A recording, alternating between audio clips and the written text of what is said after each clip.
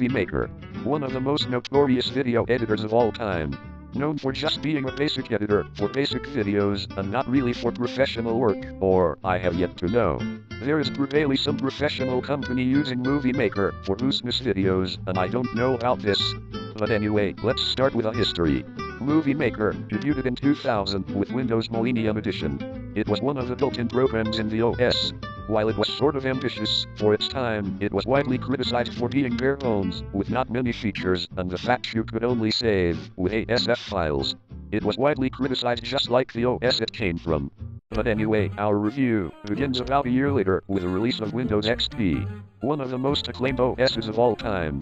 Like Windows ME, Movie Maker was packaged in with XP, and it was labeled as version 1.1. It ended up getting a couple of updates, with names such as version 2.0 and 2.1. These included additional effects, and some new features like DVD burning. However, while it had all these features, it only got a slightly more positive reception than the original. But is that deserved? That's what I'm going to find out. I'm going to make a video and to see how Movie Maker on XP fares.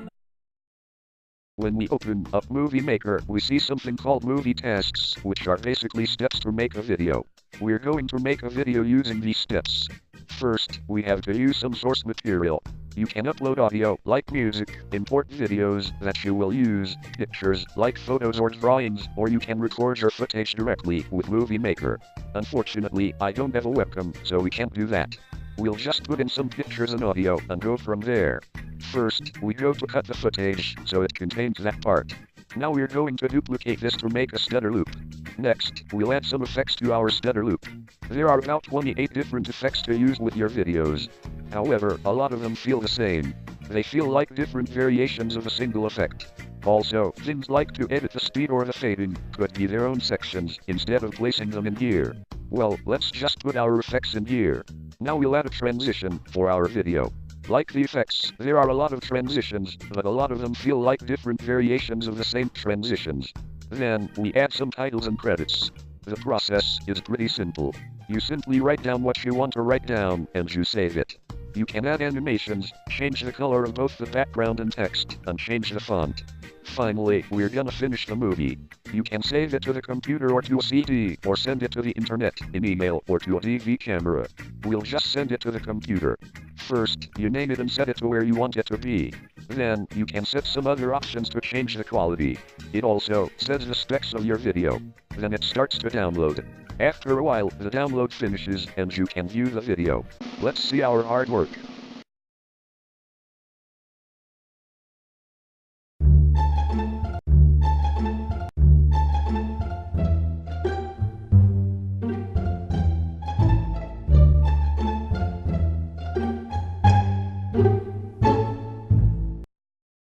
Before I give my rating, I want to just talk about some stuff I didn't mention. I'll first mention the collection tab, which contains the things you used for your video. Next, you can add some voice narration to your video. I can't get it to work, but I just wanted to mention it. Finally, there are some options for editing audio. You can mute the audio, make it fade in and out, change the audio level so it focuses more on the audio from the video or the music, and finally, the infamous distortion. This is done by raising the audio levels on the video, and it's as good as it sounds.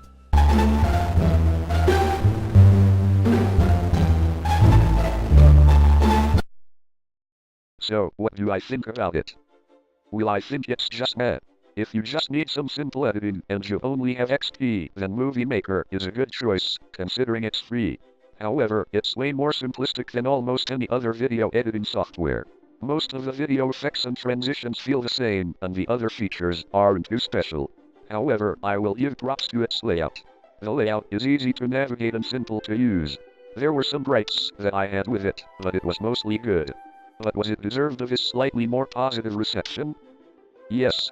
While it is improved from the original, it isn't really that special. However, it does have a good place in the hearts of the people that used it, and they won't forget it. If you like this video, you should like and subscribe, and share with your friends. With that, adios.